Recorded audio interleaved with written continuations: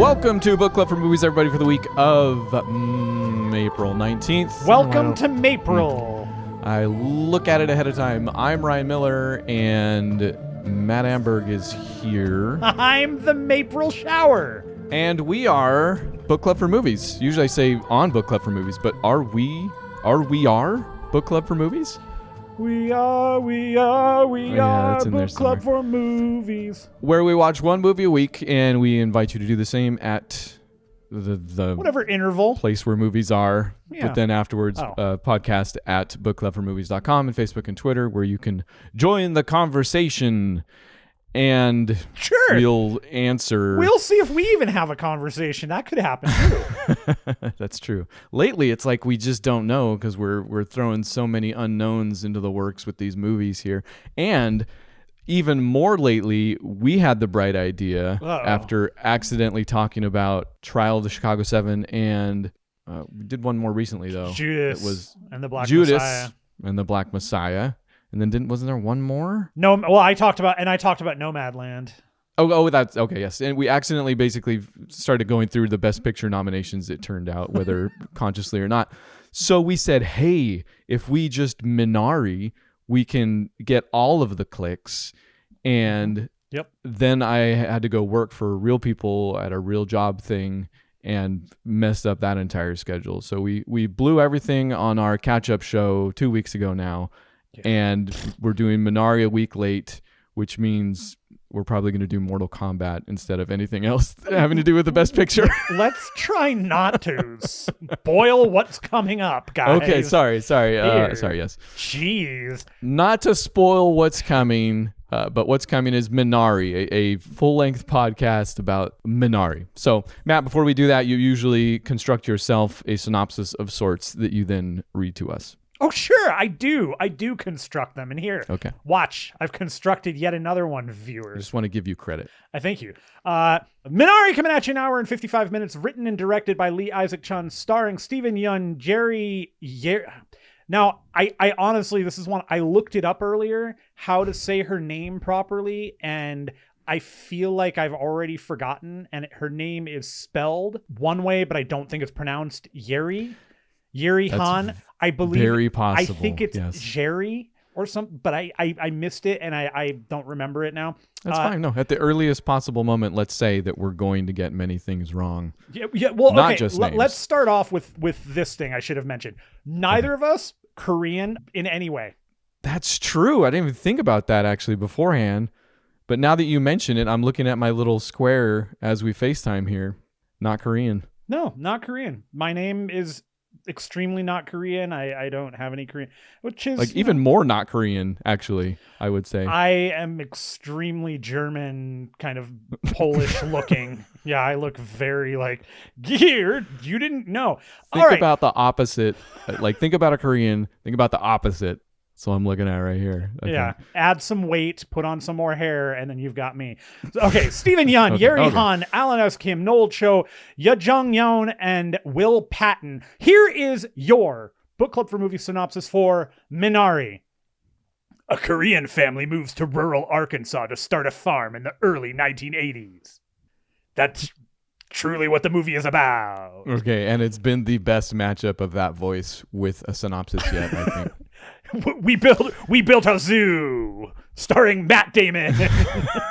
Do we have any background with this thing? I certainly didn't hear about it until it started getting... Oh, actually, that's not true. I think I heard about it when I thought it originally came out like over a year ago. Maybe pre-COVID even. Totally. Like that's where I remembered hearing about it, but I remembered seeing the poster for it for what seems like a long time.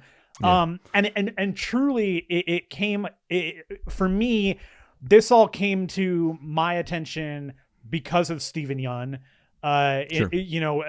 It pops up because various forums and stuff that I read are involve The Walking Dead, and so people are like, hey, look, here's what Andrew Lincoln is doing.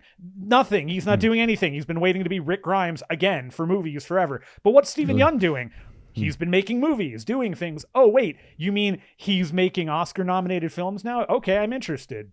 Yeah, when did the nominations? I guess that doesn't matter. Yeah, the nominations were a couple weeks ago. Okay, that's fine. Yeah, the Oscars could have been last night, and I wouldn't have known actually. They are not. They have not happened yet. Oh, okay. I feel like they happen in a couple of weeks, but again, this is a bad. Yeah, there's no way. I've always find out after the fact, and then the Oscars mean nothing to anybody. It's just kind of it was kind of a fun concept that we accidentally had stumbled upon the best picture nominees. It's kind of a weird thing.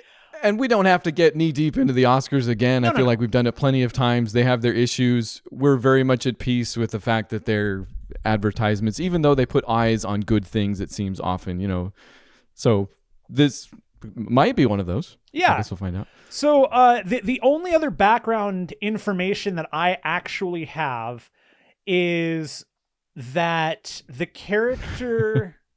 Looking it up on your phone. I'm getting the character name. I want to get her name You're just right. going through his mind, pulling from the... what is that?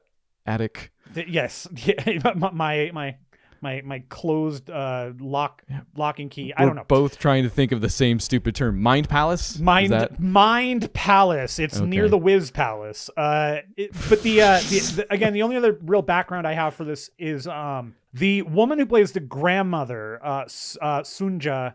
The character, the person's name is Yejun Youn. She is apparently a very well-known actress in Korea. And when this was brought to her attention, the script was given to her. Her very first question after reading it was, I need to know if this is real or if this is just something somebody wrote. Because that was like the linchpin for her, was whether or not this was a true story. And it is partially autobiographical by Lee Isaac Chung.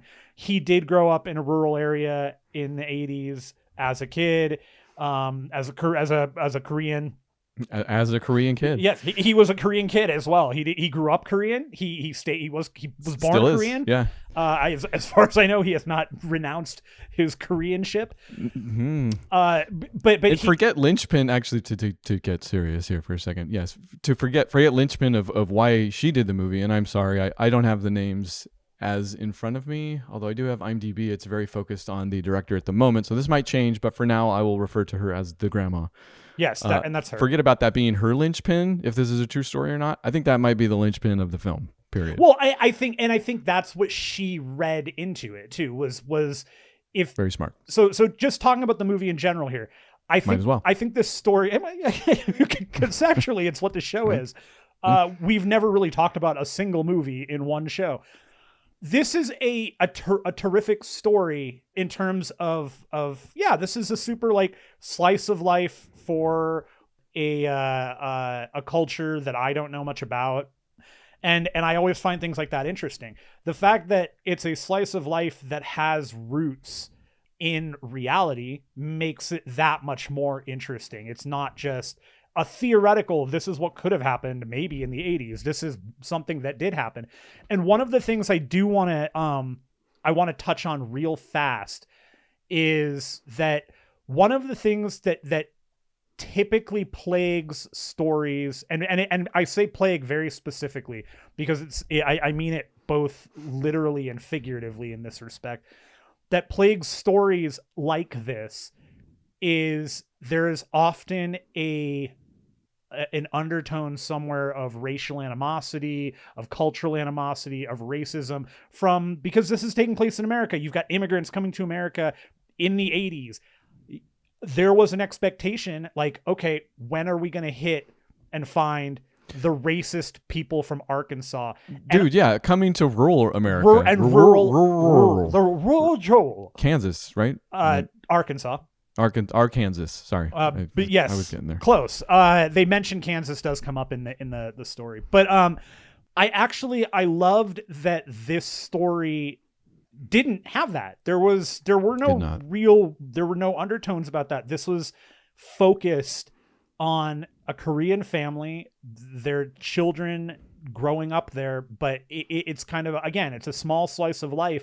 And there's a little tiny bit of me that the reason I was thrilled that didn't happen wasn't because I don't recognize it. Like, I know it happens.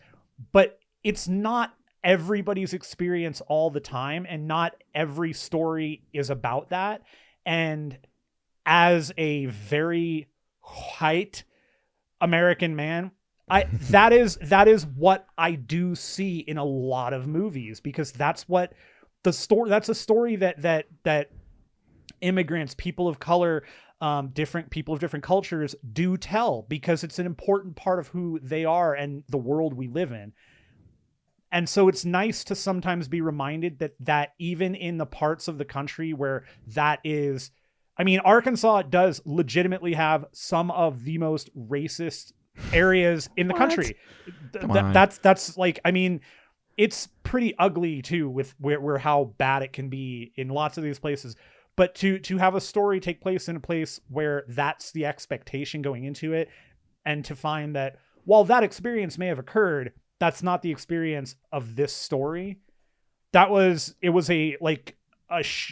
admit I was a little shocked by it. It was like this refreshing thing at the end of the movie where I went, that was a beautiful story, and I didn't at any point have to feel bad about myself. No. I didn't have to feel bad. I mean, yes, but also I didn't ever have to feel bad for them, because it's not about like that's not part of the story, you know. Like it toes a beautiful line. Like, it's not absent at all. There are some moments that it comes up in interacting with some of the other church-going people that they run into. You know, notably amongst the children. Right. The daughter has a run-in with a friend. I'm assuming becomes friend. The daughter is maybe the least treated character in the film, which is fine. We're going to talk a lot about what this film is and isn't, because that's an obvious statement to make, but also because so she talks to a girl who's like, can you stop me when I say a word in your language? And then just goes off, you know, very innocently, kind of like. Well, and okay, so that was one of those moments, and I'm glad you bring it up, because she does innocently, like, there is when she goes off, and it does start with, and I'm gonna she totally starts off with and a pretty ching ching chong, to ching ching chong chong, like the probably like, actually probably closer to Chinese racism actually.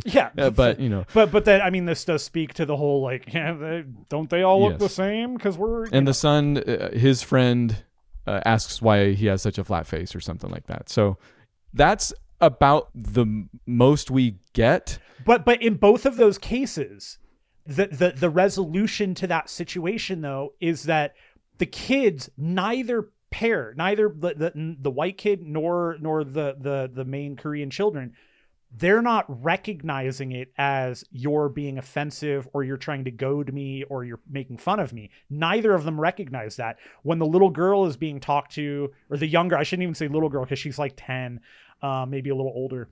When she's being talked to, she just looks at the girl and the girl keeps going on. And then she says something that's really close and the girl says that.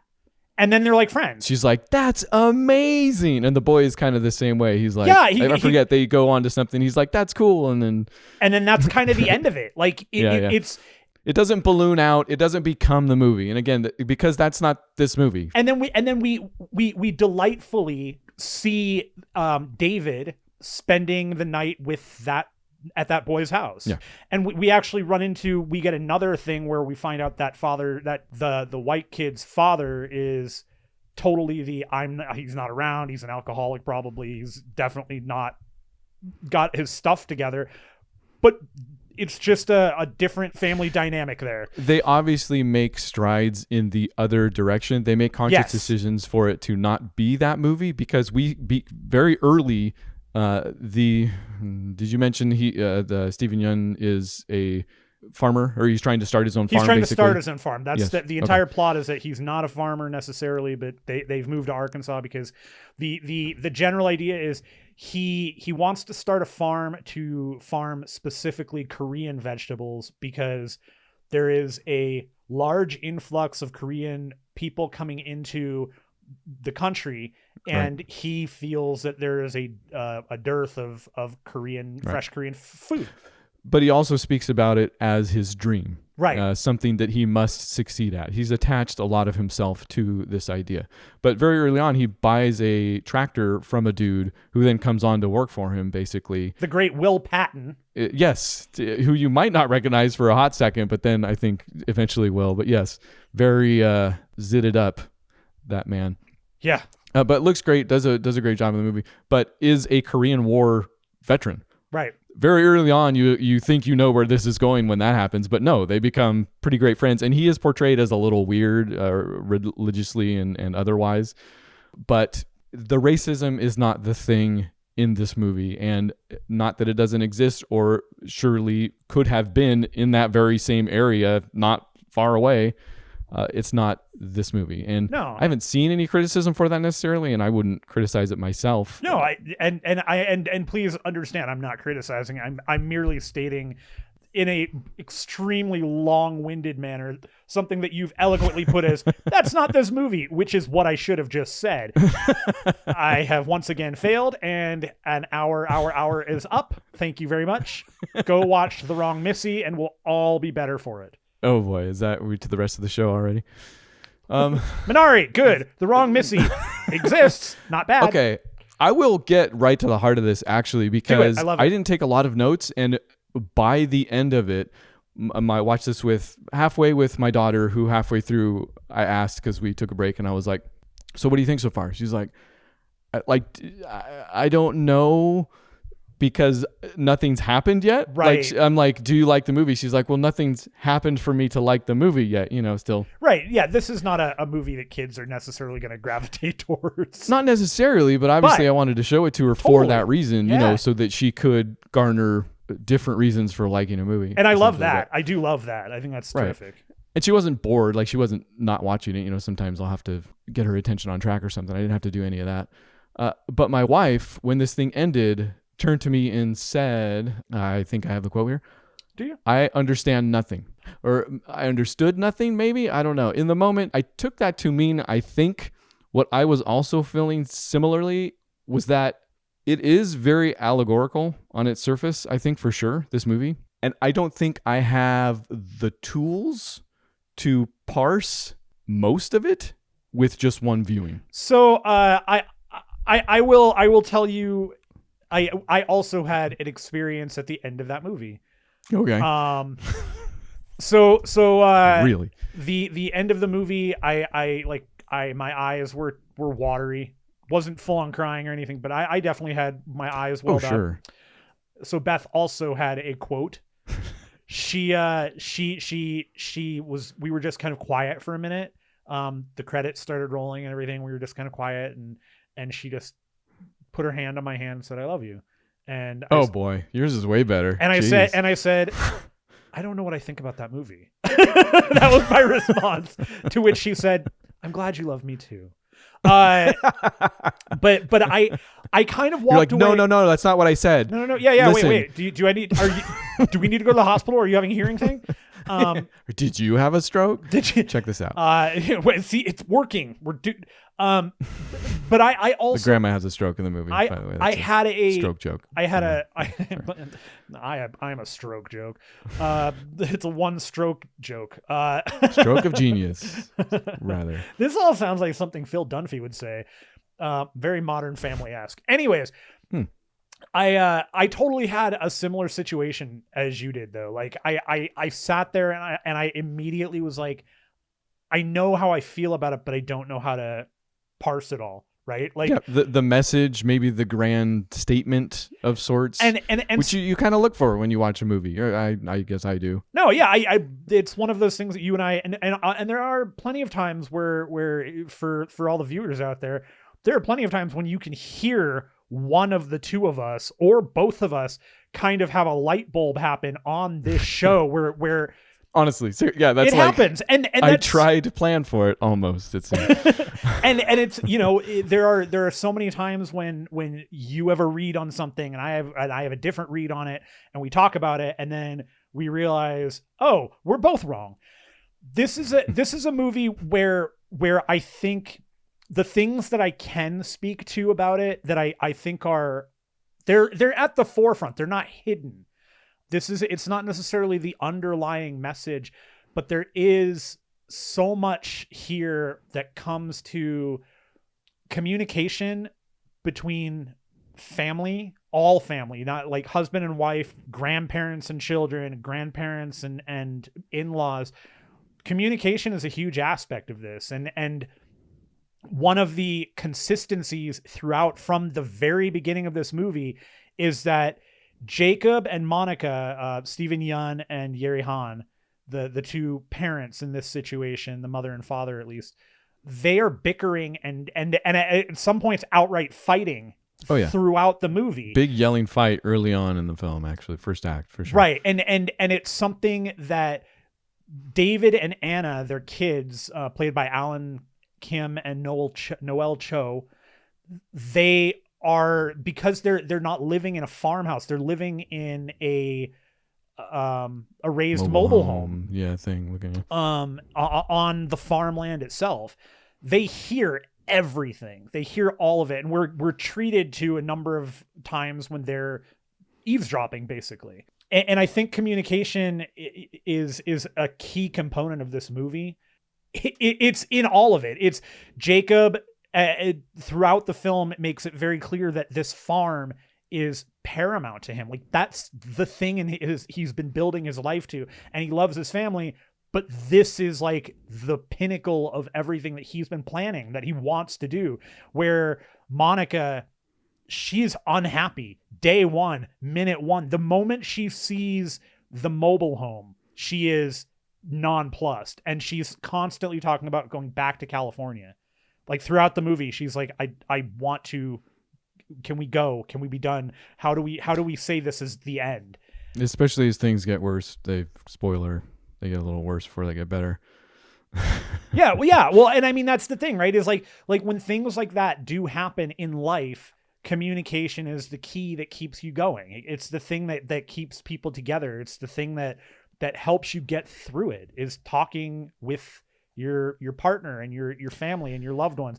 And again, this isn't like the main underlying value of the film. No, that's exactly what I was going to say. Yeah, it's keenly aware of that for sure, even maybe accidentally, just by virtue of good writing and good characters. But sure. Yeah. And I think that between the communication aspect of this, and then there is the other piece of it, which is taking chances. Because the other thing that we run into here is so that they're all being forced to take a chance by moving to Arkansas. They're all taking a chance that Jacob is making the right choice. Jacob took a chance on buying the specific land and making those choices that he made. They're also dealing with the choices and the chance behind David, the small boy who has. They've been told he's got an irregular heartbeat, so they're constantly checking his heart rate. He can't run anywhere. So there's also like the grandmother being brought in throws all that into a tizzy, because one of the first things she says is, he can run. He should be allowed to play. He's stronger than you guys think he is. And so like that's another thread that kind of weaves its way into this narrative that I thought was brilliant. Like, it's a really well played thread. Like many movies have threads. We know this, that they'll have a thread that this is the thread that is the movie. This is the thread the story follows, what have you. This is a movie that, because it's more of a slice of life, to me feels like when you have so many threads, here's the blanket that you wove, right? Like this is, and at the end of the movie, we kind of get the tapestry, or the tapestry even better. Yeah, a thread is a really good descriptor. And I'm going to go back a little bit just to talk about straight to the beginning. The first episode of Book Club for Movies. How Lee Isaac Chung put this thing together. Apparently, and there's not much on it, obviously it's fairly new and there's not much to it. And it's not his debut film. He has a number of shorts, but also at least 3 features before this thing came into his life, in the way that those first 3 features, it seems like they did well enough and looked well enough. They won enough awards at festivals, but he was at the point in his life where that wasn't leading to anything except him deciding finally to take an instructor position at it's at the University of Utah in South Korea, I think. Yeah. In fact, speaking of which, we went to the same film school. Wait, at the same time. Wait, are you friends? Our skills are essentially the same. Why don't you edit for him? Email him and say, "Hey, Lee, it's me, Reed." Yeah, it's me. No, I didn't meet anybody in my actual classes, and he would not have been in any of my classes. But he was in the AP courses. No, he decided to take an instructor position at the U of U South Korea campus, I think is what it was. Anyways, in the time between taking that job and waiting for it to begin, he thought, maybe I'll give screenwriting one last shot. And went through a few different levels of that. He wanted to do an adaptation, then he turned out that authors didn't permit adaptations. But on reading her work, he came across a phrase that was something like, when I stopped admiring and began remembering is when I found success. So he, after that, sits down and basically just writes down about 80, I think it says, memories from his childhood. And when we talk about all these different threads coming together to make something, it's all these different memories coming together to make something. And I'm sure he didn't get all 80 of those memories on film in Minari, but memory threads. But he got enough in this thing that I want to say minutes into watching this movie, my first note is the child might be the protagonist. And traditionally, when I think of a protagonist, I think about the person you're entering the movie through, right? So the point of view that you're getting for the majority of the film. So very early on, I was like, oh, this, and without knowing anything about it, not only might this child be the protagonist, but then when these very specific kind of childhood memory-like things started happening, I was like, oh, and this might be about the director's life. Like, this might be autobiographical to some extent. Right. It's plain. It's completely plain, but also because it's done so perfectly, you know. And when I say it's allegorical, I'm not discounting that in this, because there are moments where it's spoken very plainly, you know, like at one point Stephen Yeun gets an injury. Stephen Yeun's character, I'm sorry, Jacob gets an injury, and as they're sexing chickens, you know, they take the little chicks and see if they are boy or girl, and the boys get tossed because they're not as useful as the girls. But at one point they drop a pallet, and the other Korean co-worker that's been helping them is like, oh, if you can just toss them. If they're damaged, we throw them away. You know, so some of it's very plain. This is a moment where stuff is becoming harder with the farm and it's with the well, I think specifically. He has injured himself trying to get water out of the well, but he can't. So he's then taking their house water. It's costing more money. He's forced to spend money, which he didn't want to do. So some of it's pretty on the surface, and that doesn't make up all of the experiences put on film here. Some of them are just those very obvious from experience childlike things, you know, especially when the grandma shows up. I want to say, like, pretty much everything between the kid and the grandma, I'm like, oh, that's from somebody's memory. Like, that's straight up just somebody remembering her watching wrestling. Yeah, there's her watching wrestling. They're gonna hurt themselves. His mom cleans out his ears on the floor at one point. You know, she's just like getting the earwax out of his ears as he lays on her lap, stuff like that. Right. And there's maybe the most one is where the grandma like brings some sort of Korean food with her and like bites into it and like uses her mouth, the inside of her mouth, to take off most of it and then gives it to him, you know, all slobbery. I'm like, that's a memory. That's like, you know, 2 steps away from licking your finger and getting some schmutz. And the little boy is super funny by, you know, he's great. He's great. You're not like a real grandmother because you don't bake cookies, you don't do any of this stuff. And, you know, again, it's another one of those, it's kind of a funny cultural situation there where the young boy clearly has not had a grandparent in his life, but knows what he knows from television and from other people's grandmas that's they bake cookies and they're super happy-go-lucky and they play games, whereas this grandma doesn't quite do that just yet, but watches wrestling and swears. And, throughout the movie she swears and she teaches him how to play cards and gives him a deck of cards and all this stuff, and then he slowly comes to be attached to her and all that in a really satisfying way. Like, that relationship is one of the best in the film. Super great, really, really touching, really sweet. So I'd say that's one aspect, right? That, and certainly the greatest aspect was probably why we're talking about it so long. It also looks gorgeous. I can't not mention that. Speaking of aspects, ratio? Oh, I don't know. Was it? I don't know. Oh, you're segueing. I got it. And then I picked it up and said, I was going 4-3 cinematography. I didn't get 4. Yeah, no, this is a Korean Justice League in a way. Yeah, it has an aspect ratio. Now that you mention it, it was made into a movie. There's a written script. But the cinematography is fantastic. The movie bounces between inside and outside in a way that I don't know that I've seen many movies tackle both so proficiently. Like the stuff inside looks just gorgeous and warm and brown and 80s, and the outside looks like heaven. You know, it's so amazing. Lush. The area that they filmed in and beautiful, like that. Yeah, absolutely. You look at when you see like the area, the farm that Jacob purchased, you go, yeah, I see why you'd buy that farm. That's a pretty nice area.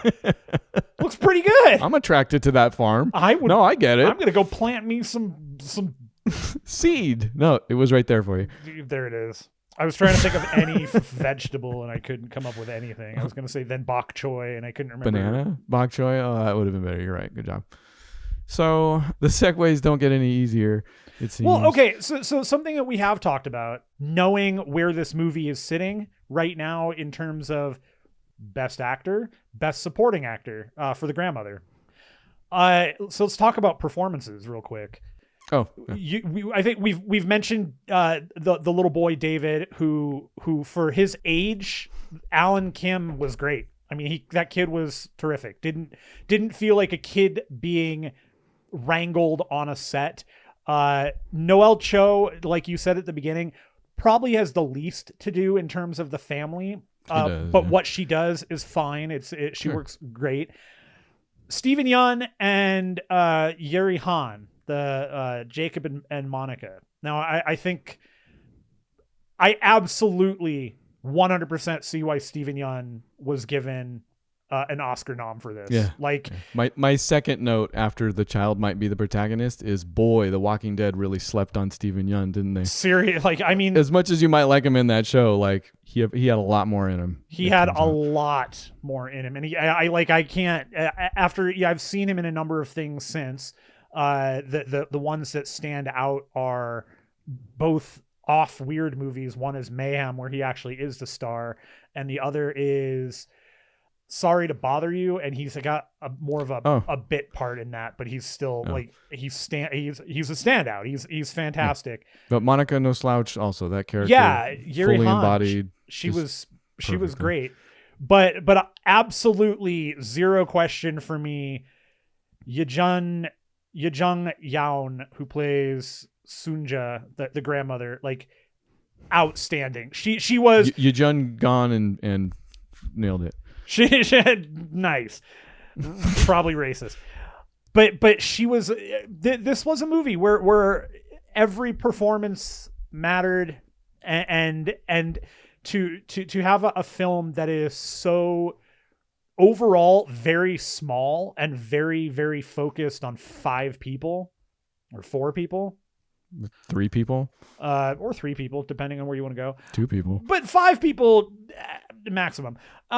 There's a lot to ask. Like that, it's a big ask to make a relatively serious movie and get that over and make it work. And it doesn't, for the amount of movies that are made, we see this fail more often than not. And this is a case where, boy, oh boy, Lee Isaac Chung, he knew how to cast the right people and did a great job directing them. I don't even know if he was casting director, but I'm sure he had a large hand in it. Yeah. Well, I don't think he was casting her, but he definitely had a hand in it. Like, sure. You don't just hand this off to a casting director and go, pick people. Right. Not a huge one of those. Sure. So there's plenty to enjoy in this thing, regardless. I feel like we've praised it to the moon and back. I'm still left at the end with kind of that question, looking for that statement and trying to figure out what, I guess, if anything, this movie really wanted to say. And I found some help in the weirdest of places. Please tell me you've got some IMDb bad trivia. I do. Good that guess. is somehow So relevant. when I looked it up, and this is probably taken from elsewhere, so whatever. Not only that, it's probably taken, it's from elsewhere by a third party. That's not like, anyways. And it does have a lot of that story I already mentioned. I'll go quick here. It says, writer and director Lee Isaac Chung wrote in the Los Angeles Times about, that's where it comes from. Look at that. About how he came to write Minari. He was about to start teaching full time for the sake of his family and thought he would write one final script in the few months before the job began. Desperate for inspiration, he closed his eyes at his regular coffee shop and the words Willa Cather came to his ears. And that's the author that he wanted to adapt, but she didn't do that. But then he found that quote, life began for me when I ceased to admire and began to remember. Reflecting on this, Chung said, I wondered if the voice was leading me to these words so that I would begin to trust in my own. As an exercise, I devoted an afternoon to writing my memories of childhood.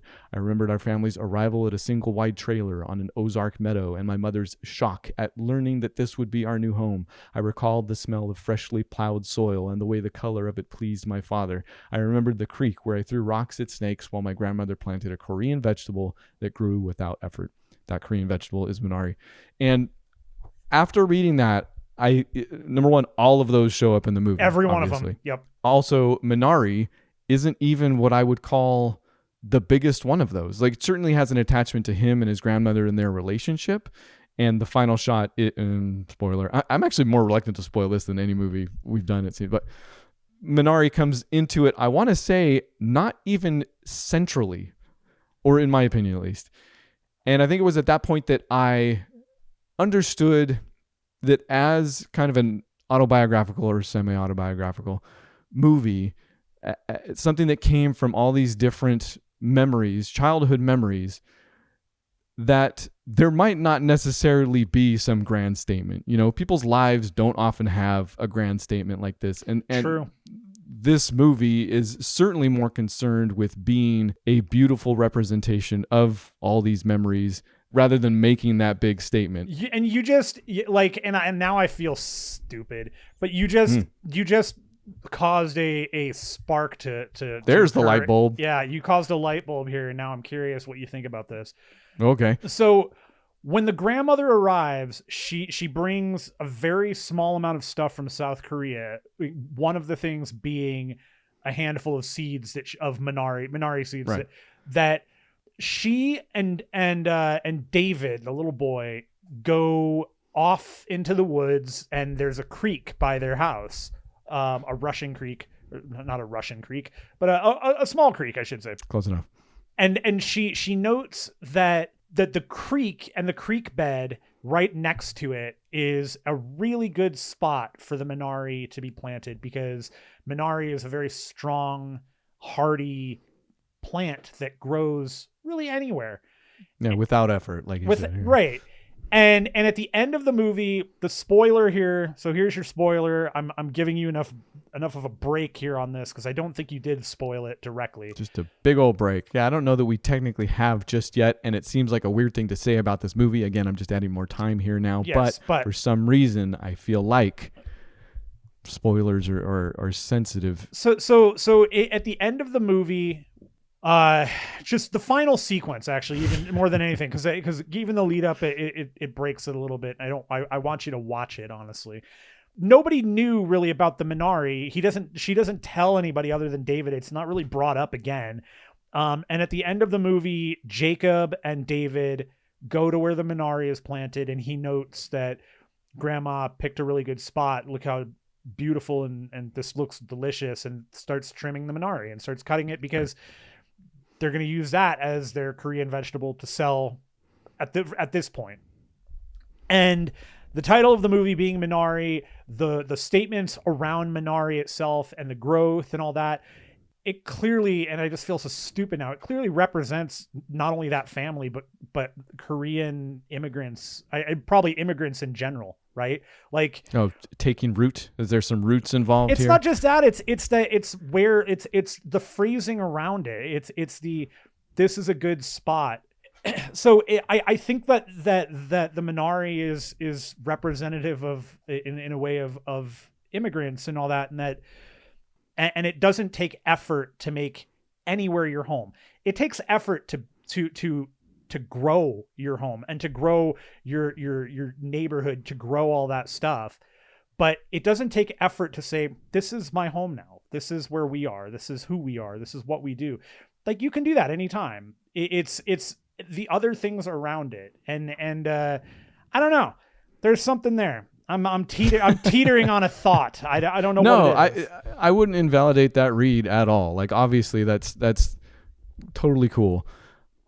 Funnily enough, I think it was the opposite direction of where I was going, or where I ended up, in that it not being even maybe the central memory, it just being part of this tapestry or these threads that we've been talking about, to create something that, might in the end, like, let's put it this way. I don't know that Lee Isaac Chung set out to make a movie with a message at the center. Right. You know, he might have very well, and we've talked about this before, set out with all of these different memories that did combine into a story. There is an arc, of course. There are things that happens. There's plot points. But that in the end, he was like, well, this will say what it says, or I hope it does say something greater in the end. Or maybe it says, okay, what I think is that there not being maybe a central message per se, the movie ends up existing kind of somewhere in the ether. But I like ethereal movies, you know, I'm okay with that. And it's kind of the ether of life in a way, you know. And I don't know that, and I'm not trying to say that that's the central message. I'm just saying that I think that that's what the Minari itself is representative of. It's the taking root. It's certainly given more time than anything else. So it's not obviously, and they named the film Minari. So we're meant to look at that, I'm sure, and think about it. But the movie is gorgeous. It's beautiful. It's directed in a way that is not only from the point of view of that kid. Like, he certainly is the protagonist, but I also don't believe there's a high angle in the film. It's all shot from low angles. The child is in most of the scenes, and if he's not, the scene is shot as if he could have been, or as if it could be from his point of view. That's a really good point. Yeah. Yeah, there's very few close-ups unless the kid himself is close. Most of it is from kind of where the door to the room would be, shot from the height of David, the child. So it's a beautiful film, done incredibly well, and deserves its Oscar nomination. Sure. 100 times over. Yeah, for sure. This movie also did a great job. I want to note that for it being a general kind of a drama, it has some really great comedy in it. Like, I was laughing throughout the movie. Are you kidding? Yeah, but especially when, again, the kid and the grandma, like... Yeah, they were great together. Yeah. Yeah, watch it, obviously. I mean, whatever. Win awards. It's good. How many awards would you give it? I'd give it like 70 Korean stars up. Out of 70 Korean stars up. I don't know what's happening. I'm adding aspects to the rating system. You'll get it. I do. So go check that out, and check us out at bookclubformovies.com or podcast at bookclubformovies.com if you want to send us what you think about all these things, Oscar contenders or not. And we'll continue to do this next week. Yeah. I think, does this make the end of all the Oscar noms, or are we going to try to do another? Well, I mean, we can keep trying. Oh, that's right. We've got The Father, and do we want to complete the set? I admit, the more I read about that movie, the less interested I'm in it. I'm not super interested in it. Super I mean, look, just because it's Oscar nominated doesn't mean it's good. I don't care what anybody says. I don't have anything against. Yeah, it's probably good. This is stupid. I don't know. But no. We don't want to do it. Doesn't between now and then Mortal Kombat come out? Mortal Kombat comes out on Friday, and I am in it to win it. So, do we want to do that Best Picture nomination instead? So, do we do that, or do we do Godzilla v Kong? Oh boy. Oh, speaking of spoilers. All right. So we have a show in the works. I got another bug. I've waylaid my action movie bug for the kaiju movie bug, and started to go out of order, but have since course corrected, beginning with the original Godzilla in 1954. Yes. and have grand desire. If I had the time, I would watch every single one. Like all I said, 70 of them or whatever. I've got such a bug, yes, but I have, let's just say, a quick list of like 7 movies that I'm going to be happy with, all leading up to, yes, the most recent Kong versus Godzilla. I don't think I'll get anywhere near that by next week. So let's say that movie's or that show's in the hopper for at least 2 weeks. But I'm open to whatever else you want to do. Yeah, no, we're going big. We're going with, stick with the action movies. It's what we don't know anything about. We're clearly very smart. Yeah, Mortal Kombat comes out this Friday. We are both big Mortal Kombat fans. At least one of us is a massive video game Mortal Kombat fan and wrote a whole freaking screed on it on our website a long time ago. And didn't you do a video? Did you do a Mortal Kombat video? I don't think I ever did the video. Yeah, okay. I definitely did the writing bit though. I'll reshare that. I got so many hits already. It's not good, but people know. I'm pretty sure I remember it being good. I don't remember it. Okay. In any case, we're going to do the new Mortal Kombat flick with Joe Taslim. Is that his last name? I can never remember. Sub-Zero. Yeah, yes. I can't wait to see Sub-Zero. I can't wait to see fatalities that are fatalicious. Goro, some other stupid new character who's not Johnny Cage, but will probably become Johnny Cage. Whatever, man. All right. So come back next week for most likely the brand newest Mortal Kombat movie. Mortal Kombat. Until then, we're going to do another few minutes on what we call the rest of the show, which is really just us talking about movies we watched this week that weren't the movie we want to talk about for the entirety of the real show. Okay. I'm only going to talk to you about like maybe one because I've got a handful of them that are more fun to go over. Okay. The one that I do want to kind of talk just briefly about because we just talked about it the other night off mic on a different mic. Great guy. Yeah. A documentary on Hulu called Why Did You Kill Me? Oh, yeah. I was going to ask if you wanted to talk about this at all real quick. Yeah, real fast. The documentary, and I'm going to... Hulu? I want to say Netflix, actually. Oh, was it on Netflix? I don't know. It was somewhere. It might have been. It's available. Surely everybody listening to this has been fed the thumbnail and or forced trailer when they booted up their Netflix already. So. That was one of the first things I fixed was turning off the autoplay on Netflix, and it is the best. Okay. Why Did You Kill Me is a documentary about ostensibly gang violence, and it has to do with a very young girl. She was... young. I should say very young, but she was like 10. The sister or the girl who was murdered? The girl who was murdered. No, the girl who was murdered was I don't know, 20s maybe. She had a kid. Was she older than that? Already, yeah. So okay. Anyways, she was in a car that pulled up. That was just driving down the street. A car full of gang members saw the car. One of the guys got out of the car, started shooting, kills her as it drives past, and this throws a whole bunch of people into a spiral, mostly her family, including her mother, who we find out was a serious drug addict and had all sorts of issues, but then finds out who actually killed her and catfishes the guy. And you might not need to watch it now.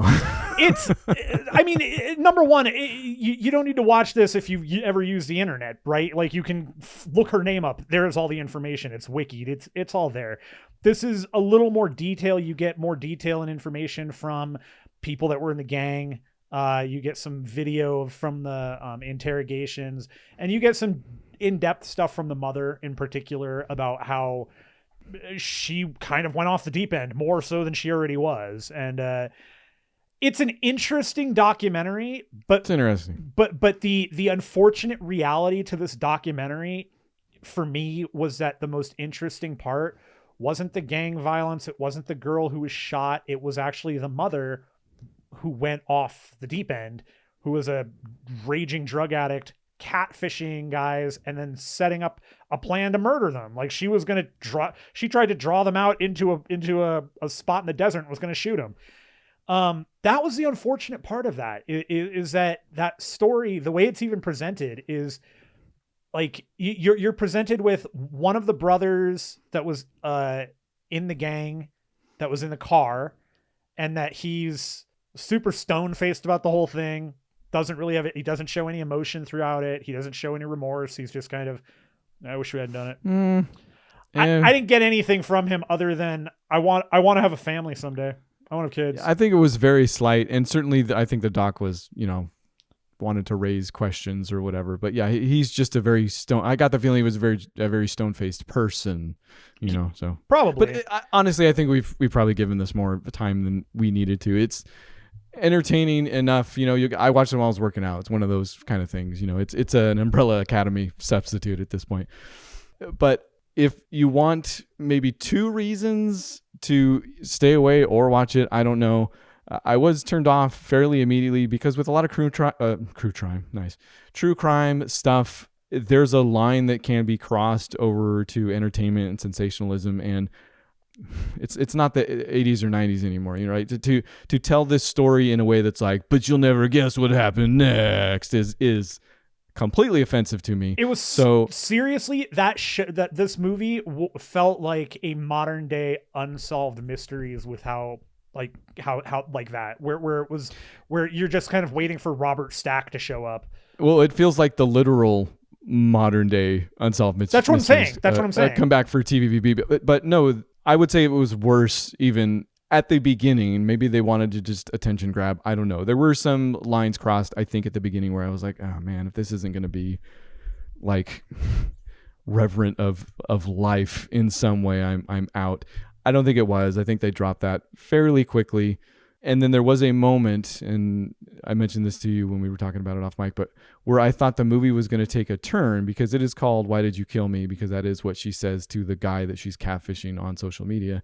But at the moment that happened, or I guess shortly after that happens, they go into how they did get a guy for it and they did seek the death penalty.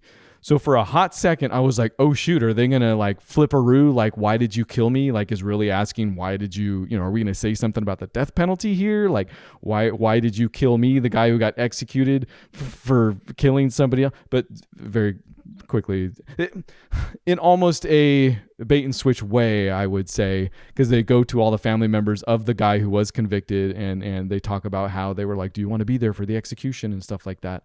But then it turns out that the mother asked that the death penalty be taken off the table after she made peace with herself and the situation and all that. So it almost took a turn where I was like, okay, this could be interesting, and then was not.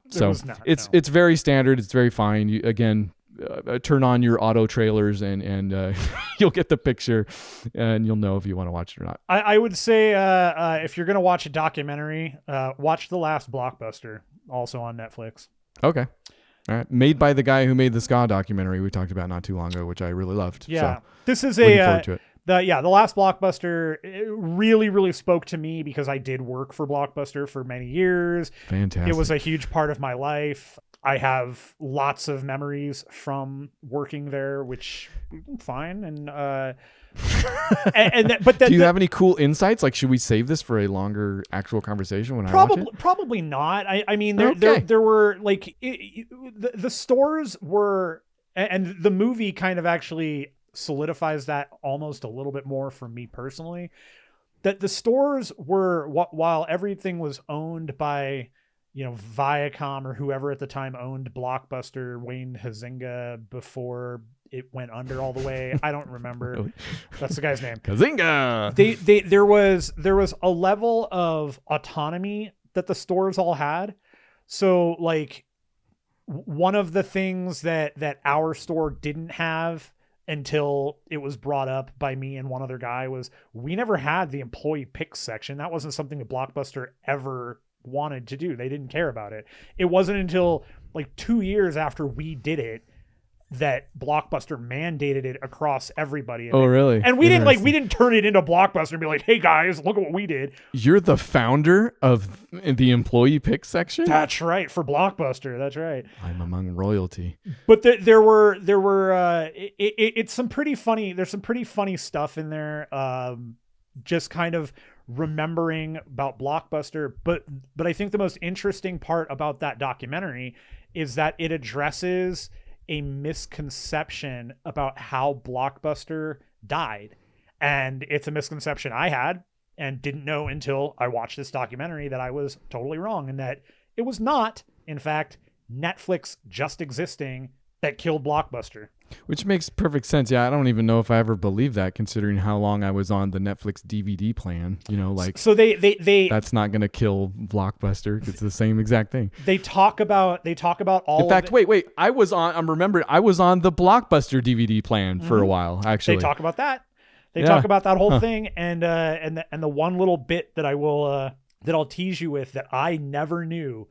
Reed Hastings, who is the guy who created and runs, and as far as I know, is still the dude at Netflix. Like, he is the CEO.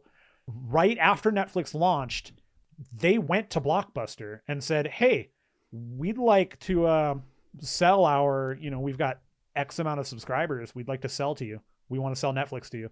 And Blockbuster at the time had been sold at that point for some $5 billion.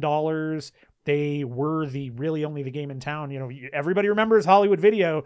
Nobody remembers just how poorly in comparison Hollywood Video was doing towards Blockbuster. Like they were, but they had better Emery cases, honestly. They did. But Blockbuster basically shined Netflix on and said, "Nah, we don't want that." Whoops. Right. And it's super interesting, and they talk to a bunch of the like CIOs, COOs, various people. They talk about how the last handful of blockbusters, and then the last blockbuster. And this doc has clearly been in the works for like 3-4 years, because at least, yeah. They talk about the dwindling and how it went from some double digit thousands, 20, 60, 70,000 stores, down to 12, down to 5, down to 2, down to the final one. And it's cool. It's a super unique, weird thing to go back if you have memories of going to Blockbuster or any video store. Really totally worth a watch.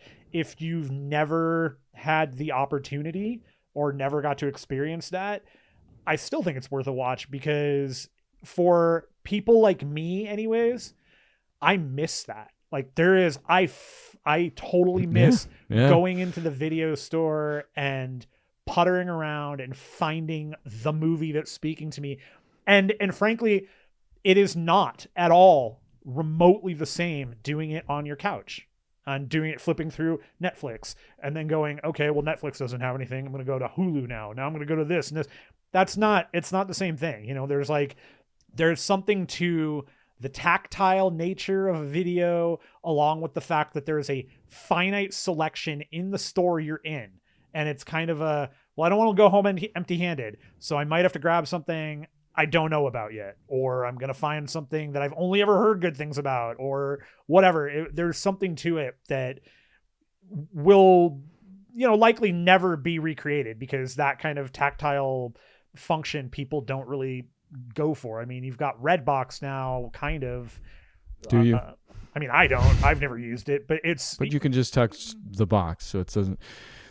I think maybe the saddest, especially as I've gone back on my action movie kick and kind of discovered the whole, which coincides very nicely, or I guess has sisterhood of with traveling pants horror movies, is just the whole VHS explosion, the straight to video explosion of those types of movies, of the Cynthia Rothrock's, and and that doesn't have a home anymore, really. Like, I don't think that really has a rebirth in anything that Netflix has put forward so far. Yeah, they put out some maybe not A-list stuff, but it just isn't the same. Like, the straight to video, straight to DVD stuff just doesn't exist in the same way that you can go and browse and be like, let's check this out. Let's take a chance. The two great examples that come to mind immediately, because they're recent, are that movie we watched that I already have forgotten the name of, with Scott Adkins, the weird video game movie. Max Cloud. Cloud? And okay, from a guy who very consciously reveres what I'm talking about. Right. And then the other one being that Frank Grillo flick that's on Hulu that I can't. Oh, did that come out? Yeah. It's been sitting there. It's been boss level something. Like, that's another one where I'm actively interested in watching that movie, but if it were the time where that was in a video store, I would have rented that. I would have watched it a long time ago. Like I would have already seen that movie. Yeah. Those types of movies now, for me especially, they get lost in the shuffle of all the other digital stuff that's out, and that sucks. But yeah, this is a big conversation. Well, let's come back when I don't care. We'll watch the movie. We'll keep talking about this. I did my homework, so I want to throw these your way just to expunge them from my life. Please expunge. I watched Stargate as I was instructed. Yeah, that's a good one, right? And I agree with you that is a good one. It's like costumes in that movie are killer, man. It's of course it's of the era, and it's freaking Roland Emmerich. So I mean, you already know you're getting proto ID4, like the thing that maybe got him ID4 in the end. Probably, yeah. Before he went off the deep end and was just like any disaster. That's my thing. That's what I do. Kind of surprisingly, I think he might do better with big ideas instead of big things. Which, not that Stargate doesn't have a lot of great model work and spaceships and stuff like that, but it's his treatment of kind of these well-worn tropes that I really like in that movie, as opposed to just kind of the spectacle of the other one. So Stargate, pleasantly surprised again, it seems. Totally forgot how good that movie was. And my wife freaking hates James Spader. What's his blacklist? Yeah, Spader, just because of his role in Pretty in Pink. So literally anytime he pops up, she's like, "Oh, I can't stand this." I'm like, "We haven't seen the movie." And you were like, "Yeah, but French Stewart." That was the weirdest one out of that. She's like, "Isn't he?" And I'm like, "Oh, he is." His eyes are open for this movie. It's weird. As opposed to 30 Rock from the Sun, where he's constantly 30 Rock from the Sun. I love it. Let's get it made. 30 Rock from 30. I just created the best crossover ever. But I think the James Spader thing is weird because he's awesome. He at some point, he's sure, but he at some point agreed with my wife, I think, and they just never have met since, because he certainly has taken the roles, whether it's Ultron or Blacklist, where he really just plays up his Weasley. Maybe Robert California was a different take, it's more like, hey, Robert California was the effing Lizard King, okay? But it's obvious with most of his roles. He's like, yes, people dislike me for Pretty in Pink and the character that I can play oh so well. But actually in Stargate, I think he plays a amazingly serviceable nerd, like unassuming nerd. Yeah, absolutely. I actually love his character. It's maybe like the most agreeable character that he's ever done. So Stargate was fun. The other one I watched, Donut Lord, was not as good, but it was still Sonic the Hedgehog. I wanted that to be better than it was. I don't know if it could have been. No, you misunderstand me. I enjoyed it. No, I think it had lots going for it. I think it also was. I don't think I'm justified. Let's put it that way. Well, you're definitely not Oliphant in this situation. Who is? Jim Carrey. But Jim Carrey, I did like seeing Jim Carrey back doing very Jim Carrey-esque things. I think he's kind of back. I think he nailed it. And I haven't seen Mr. Popper's Penguins, which was supposed to be a return of sorts. Actually, really funny to me. Okay, maybe I've been asleep. I don't know. I think he did the character justice, a la Jim Carrey. Like, I don't know. Either the script was perfectly tailored to him, or they gave him just enough leeway. Super enjoyed him. Oh, okay. The strengths of that movie are him, Marsden, and freaking Benny Schwa. Like, and I refuse to say anything negative about Marsden. I love that guy in freaking that guy. He is, to me, the modern. Like, he is the modern, younger version of Ethan Hawke. And Ethan Hawke hasn't gone anywhere. Ethan Hawke's still amazing. Still always good in everything you see him in. Always, like, you can put... I like Marsden because you legitimately can put him in any movie and I can see it work. Romantic comedy? Yeah. Straight comedy? Sure. Gay comedy? Why not? Action comedy? Anything. What kind of comedy do you want to have? Because Marsden can be in it. And actually, that's probably why he's the perfect choice here, because the movie, it isn't fantastic. Like, it's not even like, oh my gosh, this is better than I thought it would be. It's just that I had fun. Yes. And I think it's because it's largely inoffensive in some strange way. Like, it still has very much so a lot of that roll your eye, like, oh my gosh, this garbage film type stuff. But you know what? 7-year-olds are going to eat it up. And maybe that was it. Maybe I went in like properly 7-year-olded and still had fun somehow. I don't know. I'm confused. I turned it on going, I know this movie is not meant for me. I know this movie is meant for 7-year-old me. I'm going to watch it. And I walked away and I went, I wish it were a little better than it was. There are aspects to it that are just kind of, but it's also the same reaction I have had for many, many, many, many, many, many years about movies like that. And I still can go, yeah, but I'll watch it because I liked it. It was fun. And I don't even know if 7-year-old us was the demographic, because they court you and me pretty hardcore, specifically very early on when Sonic is reading Flash comics and watching, no joke, Speed and the Naked Gun through the window of the house. Like, very hardcore, like obviously trying to get on our good side specifically. And it worked. And I guess it worked. So there you go, Sonic. If you like movies, you'll love Sonic the Hedgehog. Hey, the sequel's coming. Oh, sure. Yeah, that got greenlit immediately. The thing must have made millions, right? It's it was legit a coming success next year. Wow. I think they're I guess this has been out. This is pre-COVID even. This thing's been out for a bit 2 already. years. Yeah. 2 years now, I think. So, if you too have lost all sense of time, come back next week where we do Mortal Kombat. Yes.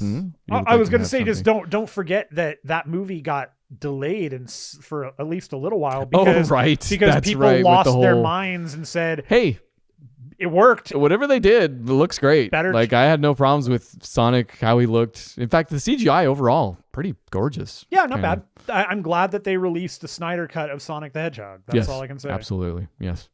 So come back next week for Sonic the Hedgehog 2, a.k.a. Mortal Kombat 2, a.k.a. Mortal Kombat 1, a.k.a. I guess it would have been Mortal Kombat 3, technically. That's next week on Book Club for Movies. You can find us at podcast at bookclubformovies.com or Facebook and Twitter. Toasty!